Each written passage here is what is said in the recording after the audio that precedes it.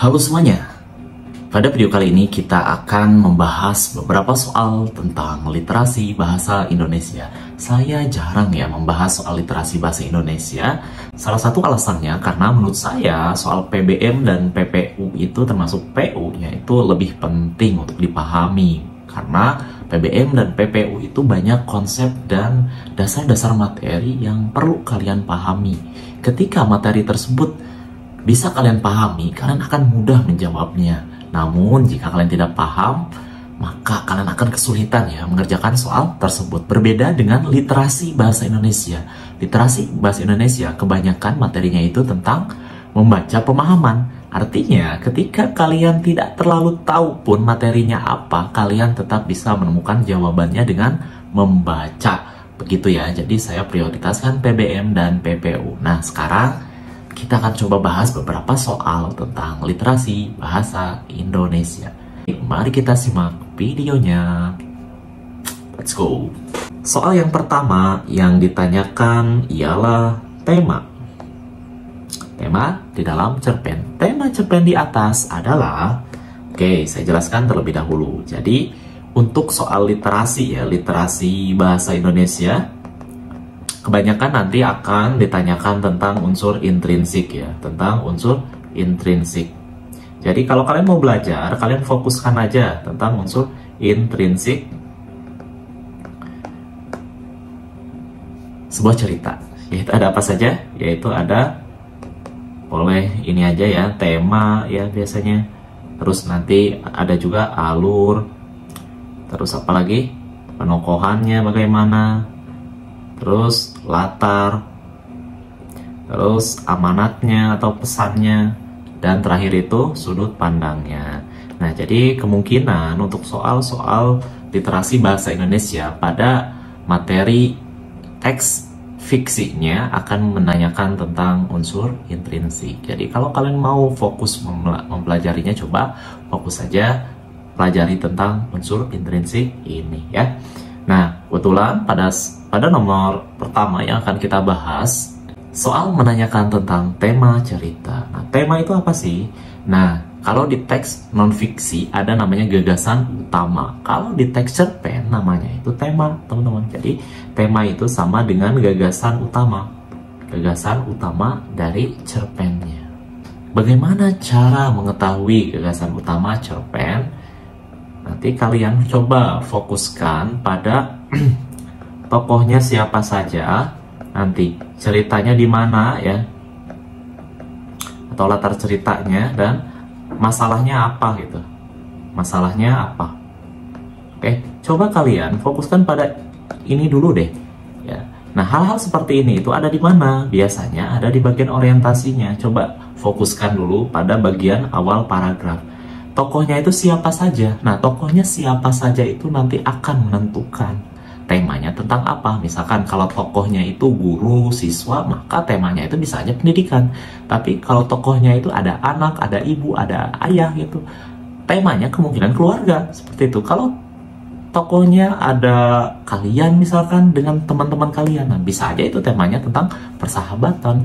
Kalau tokohnya itu ada pasangan ya, ada seorang perempuan dan seorang laki-laki, maka kemungkinan temanya tentang percintaan. Seperti itu, bisa dari tokoh, bisa juga dari latarnya ya, bisa juga dari latarnya.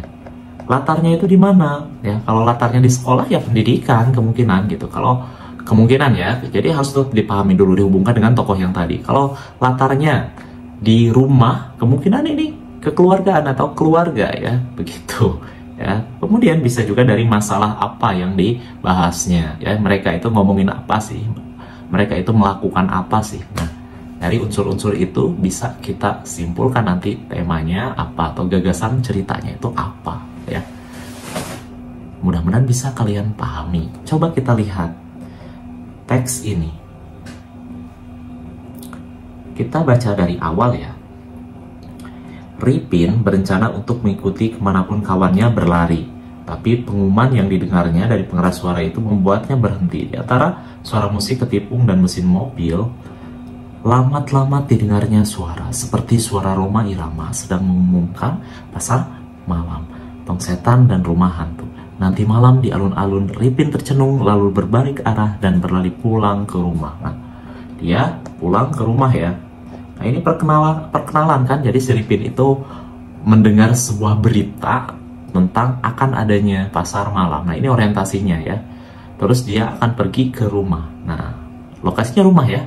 Kira-kira nanti apa? Kita lanjutkan dulu. Mak sedang duduk. Nah, ini ada Mak. Berarti ibunya kan tokohnya? Ibu. Si Ripin itu berarti tadi kemungkinan anaknya ya. Ini anak. Nah, udah ada rumah, ibu, anak. Sebetulnya bisa langsung dijawab ya. Kira-kira itu temanya apa? Oke. Tapi kita coba lanjutkan dulu aja. Mak sedang duduk meniup tungku ketika Ripin menerobos masuk ke dapur. Lihat, di mana lokasinya? Dapur kan? Lanjut lagi. Sambil terengah-engah tak bisa ditangkapnya dengan jelas apa yang dikatakan mulut kecil anaknya. Ripin sibuk berceloteh sembari, nah ini anaknya ya, benar ya, si Ripin itu anaknya. Ripin sibuk berceloteh sembari memasukkan kelereng-kelerengnya ke dalam sebuah kaleng bekas susu. Suaranya bertumpuk-tumpuk dengan bunyi kelereng yang satu persatu membentur dinding dan kaleng. Hanya sepotong dari kalimat Ripin yang keluar didengar Mak. Tapi itu cukup. Tak ada pasar malam, tak ada tong setan. Ripin merajuk, mengatakan setengah berteriak tentang kedatangan Rhoma Irama dan berharap Mak terbujuk. Mak berpikir bagaimana mungkin Rhoma Irama mau datang ke kota busuk ini. Rhoma Irama cuma mau datang ke Cirebon atau Semarang. Tegal mungkin saja, tapi tidak kota kami. Begitupun nama ini membuat raut muka Mak sempat berubah cerah sebelum kemudian keningnya berkerut cemas. Ripin tahu itu. Ripin tahu kalau Mak diam-diam menangis setiap kali mendengar Rhoma bernyanyi di radio. Ripin bahkan pernah melihat Mak menekap dan menimang-nimang radio itu. Padahal Mak sudah bersumpah tidak menangis, sekeras apapun Bapak menghantam wajahnya.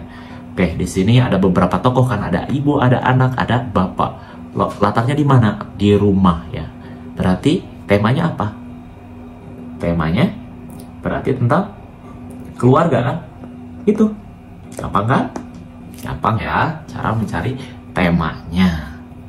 Oke, kita lanjutkan. 26. Watak tokoh Ripin adalah, nah yang kedua itu ditanya tentang watak, berarti unsur intrinsik tentang apa? Tentang penokohan ya. Oke, wataknya itu tentang penokohan. Oke, watak itu penokohan ya, soalnya itu tentang penokohan. Jadi kita akan fokus pada tokoh siapa yang ditanyakan, yaitu si Ripin. Tokohnya apa saja? Di sini ada periang, ada nekat, keras kepala, licik, penurut. Oke, kita lihat ya. Ripin itu lebih cocok yang mana? Ripin tercenung katanya. Kita fokus aja ke kata atau kalimat yang ada tertulis objek yang ditanyanya, yaitu Ripin. Lalu berbalik ke arah dan berlari pulang ke rumah. Mak sedang duduk meniup tungku ya ketika Ripin menerobos masuk. Oke, terus ke dapur sambil terengah-engah. Tak bisa ditangkapnya dengan jelas apa yang dikatakan mulut kecil anaknya. Ripin sibuk berceloteh katanya Pak, sembari memasukkan kaleng-kaleng ke dalam sebuah bekas susu. Suaranya bertumpuk-tumpuk dengan bunyi kelereng yang satu persatu membentur dinding dalam kaleng. Hanya sepotong kalimat Ripin yang didengar Mak. Tapi itu cukup. Tak ada pasar malam, tak ada tong setan. Ripin merajuk. Nah, ini ada merajuk ya. Nah, ini mulai menunjukkan wataknya itu bagaimana. Ripin merajuk. Merajuk itu gimana? Meminta ya, seperti memohon seperti itu ya, meminta. Kalau ketika kalian meminta sesuatu kepada orang tua ya, meminta dengan terus-terusan meminta, yaitu salah satu bentuk kata rajukannya, merajuk. Kalau anak-anak itu merajuknya itu biasanya meminta dan ada unsur paksaannya ya, memaksa gitu, meminta dengan keinginan yang kuat ya. Biasanya kalau anak-anak merajuknya itu dengan menangis misalkan, dengan berteriak gitu ya. Oke, kita lanjutkan. Mengatakan setengah berteriak. Nah, merajuknya itu sambil berteriak ya tentang kedatangan Rhoma Irama dan berharap Mak terbujuk. Jadi dia itu meminta dengan sangat kuat gitu ya kepada emaknya. Mak berpikir bagaimana mungkin Rhoma Irama mau datang ke kota busuk ini. Rhoma Irama cuma mau datang ke Cirebon atau Semarang ya. tapi tidak kota kami. Begitupun nama ini membuat raut muka Mak sempat berubah cerah sebelum kemudian keningnya berkerut cemas. Ya, oke, berarti dari informasi di sini ada Ripinnya itu merajuk dan dia sedikit berteriak. Bisa kita simpulkan wataknya itu bagaimana? Apakah periang? Ini tidak menandakan periangnya. Bahkan di atas itu dia disebutkan tercenung ya. Terus apakah nekat? Di sini tidak ada bagian nekatnya ya. Kalau nekat itu ketika sudah dilarang tapi mau melakukan sesuatu yang dilarang gitu dan berbahaya biasanya. Jadi bukan. Apakah keras kepala? Nah ini mungkin ya. Karena orang yang keras kepala itu biasanya ketika tidak dibolehkan itu coba terus meminta ya, merajuk, bahkan sampai berteriak itu, gak mau dikasih tahu ya. Gak mau dikasih tahu bahwa misalkan keadaannya itu gak punya uang atau kondisi-kondisi lainnya yang tidak memungkinkan ya. Oke, licik. Kalau licik di sini tidak ada ya, tidak ada yang menunjukkan bahwa Rifin itu memiliki perilaku yang licik. Dia digambarkan merajuk dan berteriak. Menurut ini jelas tidak ya, karena dia sampai berteriak, kita setengah berteriak ketika memintanya. Berarti jawaban yang paling mungkin untuk teks ini atau soal ini, watak Rifin ialah keras kepala ya. Itu jadi kalian kalau mau menjawab soal tentang watak tokoh tinggal cari, boleh dari dialog antar tokohnya, boleh dari apa yang dilakukan tokohnya, atau yang paling mudah itu biasanya diceritakan langsung oleh penulis ya. Tapi untuk soal SNBT itu kecil kemungkinan. Nomor 27 kita akan bahas manakah yang merupakan maksud dari kalimat tersebut. Nah ini kita diminta menjawab maksud dari kalimat ini ya. Sorry. Oke, pasalnya bergembira di atas kehancuran kolonialisme dan imperialisme Barat ya. Konferensi tersebut diselenggarakan di kota bertifikal paling Eropa di Jawa Barat. Oke, jadi kita diminta memahami maksud kalimat ini apa. Karena di sini ada kata pasalnya ya. Pasal itu bisa bermakna akibat ya teman. Ya. Bisa bermakna, salah satunya bisa bermakna akibat. Karena di sini ada katanya ya, dari kata pasalnya. Jadi kita harus pahami hubungannya itu dengan kalimat sebelumnya. Jadi di sini kan ada kata rujukan. Jadi kalian harus pahami informasi di kalimat sebelumnya itu ngomongin tentang apa. Lalu dihubungkan dengan informasi yang ada di setelahnya di sini. Oke, coba. Di sini kan ya pasalnya itu. Oke, jadi di sini ada ada kata pasalnya yang memiliki kata rujukan. Berarti kita harus baca informasi sebelumnya. Di sebelumnya itu dinyatakan hal ini ironis. Hal ini itu apa hal ininya itu? Berarti ini merujuk ke kalimat sebelumnya lagi kan? Berarti Bandung terpilih sebagai lokasi penyelenggaraan KAA ya. Nah, jadi Bandung terpilih sebagai penyelenggaraan KAA itu dianggap ironis. Alasannya itu kenapa? Pasalnya bergembira ria atas kehancuran kolonialisme dan imperialisme Barat katanya. Konferensi tersebut diselenggarakan di kota bertifikal paling Eropa di Jawa Barat ya. Jadi dia menganggap dipilihnya Bandung itu ironis ya, karena kita seolah-olah bergembira di atas kehancuran kolonialisme yang dilakukan oleh Eropa. Berarti kita cari aja kalimat yang menyatakan hal tersebut yang mana? Yang mana? Ironis. Nah, kemungkinan ini kan tidak etis ya, kota Bandung tidak etis gitu dijadikan tempat penyelenggaraan konferensi KAA. Jadi objek ininya itu harus ada teman, penyelenggaraan KAA-nya itu, dan kota Bandung tidak etis harus ada informasi tersebut. Untuk apa? Untuk mewakili informasi yang ada pada kalimat di atas ya. Oke, begitu ya. Yang ini jelas enggak ada penyelenggaraan KAA-nya. Yang C, robohnya imperialisme nyebabkan kemerdekaan Bandung, ini sama, nggak ada penyelenggaraan KAA-nya ya, jadi salah. Ini juga sama, yang E juga sama. Jadi ini penting ya teman-teman. Karena apa? Karena tadi dari rujukan informasi di sini, pasalnya. Yang itu merujuk ke kalimat sebelumnya, itu hal ini merujuk ke sini kan, hal ini ironis ya. Nah, karena di sini ada kata ini lagi, berarti nyambung. Hal ininya itu apa kejadiannya? Yaitu terpilihnya Bandung sebagai penyelenggara KAA. Begitu cara memahaminya. Jadi jawabannya yang A. Oke, 27. Sekarang 28. Fokus permasalahan yang ada di paragraf kedua adalah, nah kalau fokus permasalahan itu sebetulnya sama aja dengan gagasan ya. Bisa dicari dari gagasan utamanya. Jadi kalian cari aja paragraf kedua itu di sini ngomongin tentang apa gagasannya. Nah, karena saya sih menyarankan kalau cari gagasan itu coba cari dari tengah dulu ya, dan ada kata namun di sini. Nah, gagasannya itu coba cari di setelahnya. Jadi gagasannya itu di kalimat ini ya, tentang Belanda datang untuk berkuasa di wilayah ini. Kalau Belanda datang untuk berkuasa ya, Belanda datang, informasinya itu untuk berkuasa ya, untuk berkuasa di wilayah ini katanya. Oke, coba gagasan yang sama dengan informasi yang itu yang mana? Kekuasaan Belanda di Bandung? Ini bukan ya, mengapa? Karena gagasannya itu menyatakan Belanda itu datang untuk berkuasa ya. Untuk berkuasa berarti kan belum berkuasa kan, begitu ya. Dan ketika kita baca informasi setelahnya, mereka menyerbu pasukan Mataram yang akhirnya menyerah. Lihat, mereka menyerbu pasukan Mataram yang akhirnya menyerah katanya. Berarti belum berkuasa kan ya. Jadi kekuasaan Belanda di Bandung itu kurang tepat, teman-teman. Kemudian kalahnya Mataram oleh Belanda, bukan juga ya. Perebutan kekuasaan di Bandung, nah ini mungkin teman-teman ini masalah yang dibahasnya itu, fokus masalahnya itu. Mengapa? Karena Belanda itu datang dan lihat, mereka menyerbu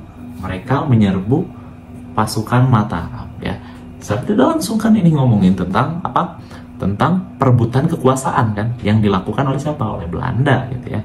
Kemudian kalau yang kemenangan Cilegon Asmara ini jelas bukan? Ini jelas bukan juga. Jadi kemungkinan besar ini jawabannya itu tentang perebutan kekuasaan di Bandung. Kalau kalian masih agak ragu misalkan jawabannya itu, coba aja pastikan informasi yang lainnya apakah benar ya. Terutama sebelum kata namun ya, kalian bisa baca apakah benar informasi sebelumnya itu ngomongin tentang perebutan juga. Coba kita lihat ya. Kali pertama tinggal manusia 6.000 tahun lalu, Bandung mulai bergeliat abad ke-15 dengan terbentuknya kawasan permukiman. Lalu area yang berada di kawasan pegunungan Jawa Barat ini dikuasai Kesultanan Mataram. Lihat, informasi sebelumnya itu dikuasainya oleh siapa? Oleh Kesultanan Mataram kan? Ya, oleh Kesultanan Mataram. Karena itu opsi yang A itu jadi kurang tepat, teman-teman. Karena di sini itu justru fokus masalahnya itu atau inti masalahnya itu tentang perebutan kekuasaan. Karena itu ini sebelumnya itu dikuasai Mataram. 1670. Nah, ini yang bisa jadi ciri gagasannya. Belanda datang dan belum berkuasa ya saat itu, untuk berkuasa. Lihat ya di kalimatnya. Belanda datang kan, subjeknya Belanda datang, predikatnya untuk berkuasa itu keterangannya ya. Jadi Belanda itu dijelaskan di gagasannya baru datang untuk berkuasa. Dan di kalimat penjelas berikutnya mereka menyerbu pasukan Mataram ya. Jadi ini kan apa? Proses perebutan kekuasaan. Jadi begitu. Jadi jawabannya yang C. Oke, mudah-mudahan bisa kalian pahami. 29. Pernyataan manakah yang tepat mengenai kedudukan bahasa di tanah Pasundan? Nah, perlu kalian ketahui kalau ditanyakan kedudukan bahasa itu ya, misalkan ada materinya ya, kalau kalian nanti kuliah umum di kampus, nanti kalian akan belajar bahasa Indonesia lagi, ada materi tentang kedudukan bahasa Indonesia. Kedudukan bahasa Indonesia kedudukan bahasa di Indonesia itu ada 3, ada bahasa persatuan ya, bahasa negara, dan persatuan. Kedudukan bahasa itu ininya apa? Bahasa Indonesia. Nah, itu bahasa Indonesia ya, kedudukan yang pertamanya itu fungsinya sebagai bahasa negara dan persatuan. Yang kedua itu ada bahasa daerah ya, bahasa daerah. Yang ketiga itu ada bahasa asing. Nah, kedudukan bahasa di Indonesia itu ada 3 kayak gini. Kenapa kalian harus paham ini? Agar nanti lebih nyambung ya dengan soal yang ada di sini, karena berhubungan ya, mirip ya. Di sini kan pernyataan apa? Kedudukan bahasa di tanah Pasundan berdasarkan baca di atas adalah, berarti kalian tinggal cari aja bahasa yang ada atau digunakan di tanah Pasundan itu apa aja. Di tanah Pasundan itu apa aja. Oke, sesuai dengan teksnya. Oke, kita baca aja sesuai teksnya. kita baca. Ini sejak pertengahan abad, oke. Kayak di sini kan, karena menganggap bahasa Jawa lebih baik, aristokrat Sunda menginisiasi involusi budaya, menyelamatkan sangat banyak kosakata dan tata bahasa Jawa Barat dalam bahasa Sunda. Akhirnya, nah ini, selain bahasa Jawa umum digunakan untuk berinteraksi tanpa Sunda. Nah ini kan informasinya, lahir juga bahasa Sunda baru. Nah ini yang kedua berarti kan itu, serta varian lain bahasa Jawa yang diturunkan orang Sunda, yaitu Jawareh, Jawa Sawareh atau setengah Jawa. Bahasa ini mendampingi aksara Arab Pegon yang kemudian menjadi sangat populer dimanfaatkan untuk berinteraksi dalam tulisan andil dari popularitas Islam. Bahasa ini itu berarti kan masih ngomongin tentang ini ya, bahasa Sunda Jawareh ya. Jadi bukan berarti ada bahasa yang baru. Kalau berdasarkan informasi ini berarti kan ada 3 bahasa ya. Sorry, ini yang pertama. Ini yang kedua. Yang pertama itu Jawa umum ya, bahasa Jawa umum. Yang kedua itu bahasa Jawa Sunda baru, dan yang ketiga itu bahasa Sunda Jawa Sawareh ya. Jadi berarti ada 3 bahasa. Oke, berarti jawaban dari informasi yang ada tentang kedudukan bahasa di tanah Pasundan, jawabannya yang mana? Yang E ya. Terdapat 3 bahasa yang digunakan di tanah Pasundan. Jadi seperti itu teman-teman. Ya, ketika ditanya kedudukan bahasa, nanti kalau ditanya kedudukan bahasa Indonesia, ya udah